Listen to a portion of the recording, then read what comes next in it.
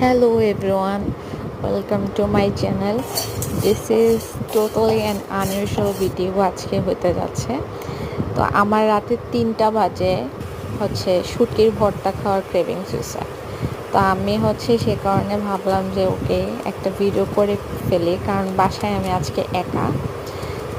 তো শুরুতে আমি 3 কোয়া রসুন, কিছুটা কাঁচামরিচ, 4-5টা কাঁচামরিচ আর কিছু পুঁটি শুটকি একটা কড়াইতে তেলে নিয়েছি একটু লবণ দিয়ে। তারপর আরেকটু লবণ দিয়ে আমি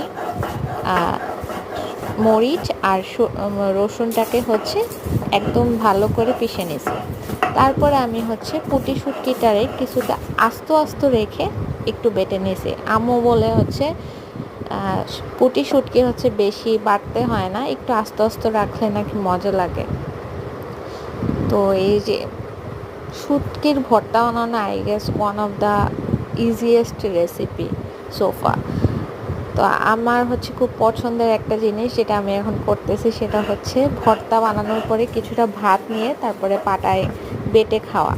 এটা আমার খুব পছন্দ। মাঝে মধ্যে আমার এই পাটায় বাটা যেই ভাতটা, ভর্তা দিয়ে ভাত, এটা বলে ভর্তা ভাত, এটার খুব ক্রেভিংস হয়। তো আজকেও হয়েছে। তো আজকে আমি সাথে সাথেই যখনই খিদা লাগছে তখনই গিয়ে আমি ভর্তা বানায় পাটায় ভাতটা বেটে খাচ্ছি।